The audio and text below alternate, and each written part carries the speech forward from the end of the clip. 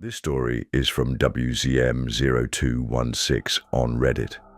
This happened about 6 years ago, at a time in my life when everything felt stuck. I had just lost my job, barely scraping by, when I found this listing. Attic apartment for rent. Cheap, quiet, no lease. It was in an old Victorian house that had been split into 3 units.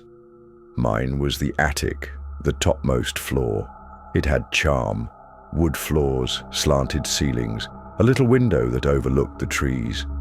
The only way in or out was this creaky, pull-down ladder from the hallway below. It was cheap, it was mine, and it was silent. Too silent. About a week after I moved in, it started. I began waking up every night at exactly 2:46 a.m., not tossing and turning, not groggy. I'd just snap awake.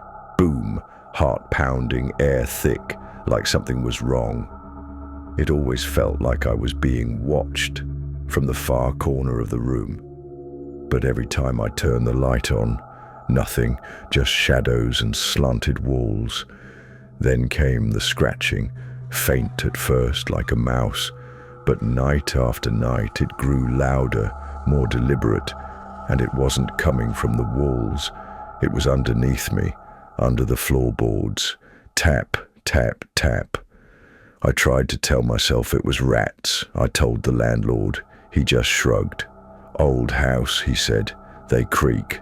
But houses don't creak in code. I started sleeping with earplugs, lights on, podcasts playing just to drown out the quiet. But the silence always found me, and I began to notice the cold. Not normal cold. Unnatural. There were nights I could see my breath. One night, I had headphones on when the temp dropped like a switch was flipped. I took them off, and that's when I heard it. Breathing, slow, deep, wet. Not mine. I froze, eyes locked forward. It was behind me. I turned, and it stopped. But something caught my eye. The attic ladder was pulled down. I hadn't touched it in days. I stood beneath it. The air felt thick. I didn't dare climb, but something was up there.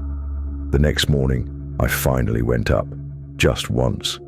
The dust was untouched, except for one trail of muddy footprints, leading into the corner and stopping. No exit, no crawl space, just vanished.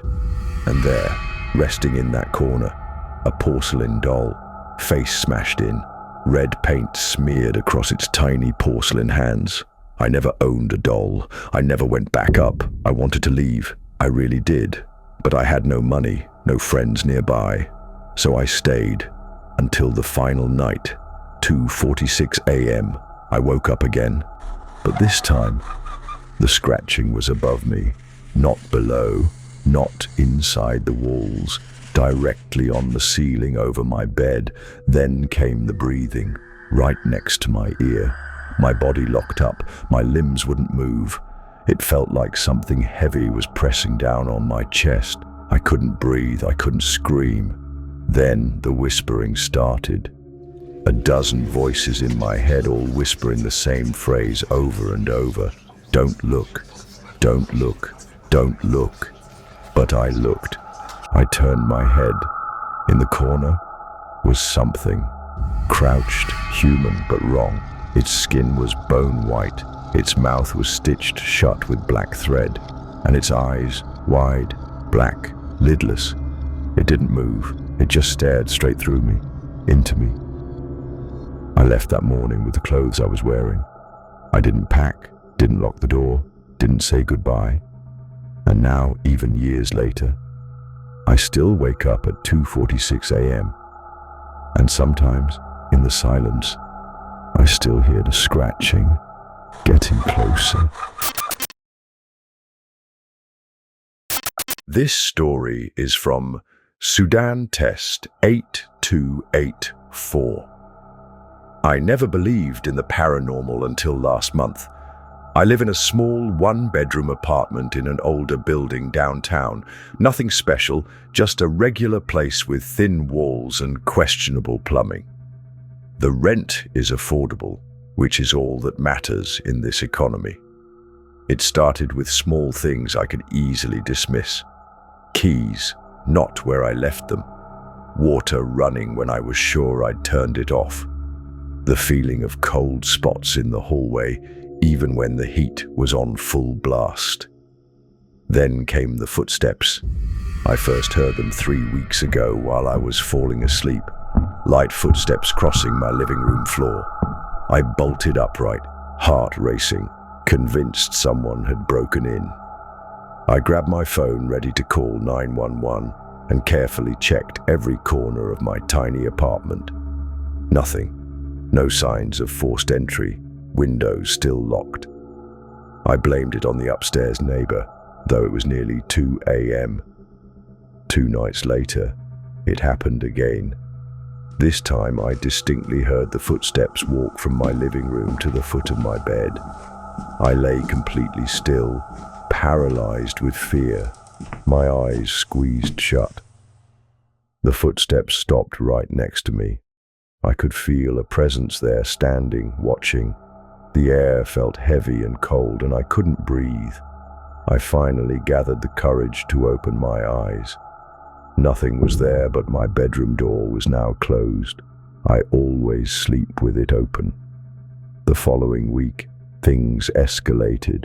I woke up to find all the kitchen cabinet doors wide open. Then my shower turned on by itself while I was cooking dinner. I called maintenance, but they found nothing wrong with the plumbing. Last Sunday, I returned from grocery shopping to find a single wet footprint in the middle of my bathroom floor. It wasn't mine. It was much smaller, like a child's. I finally broke down and asked my elderly neighbor if anyone had ever died in my unit. Her face went pale. She told me a young woman had lived there in the 1980s who'd had mental health issues. They found her in the bathtub after she hadn't been seen for days. The neighbor mentioned something that made my blood run cold. The woman had always complained about hearing footsteps at night when no one was there. Last night was the worst. I woke up at 3 a.m. to the sound of my closet door creaking open. As I lay frozen in bed, I heard what sounded like someone quietly rifling through my clothes. The hangers made a distinct metallic sound as they slid across the rod. I finally worked up the courage to turn on my lamp, and the sound immediately stopped. The closet door was open about 6 inches, though I always keep it firmly shut because the latch is broken. When I checked this morning, nothing was missing, but all my hanging clothes were pushed to one side, bunched together as if someone had been looking through them.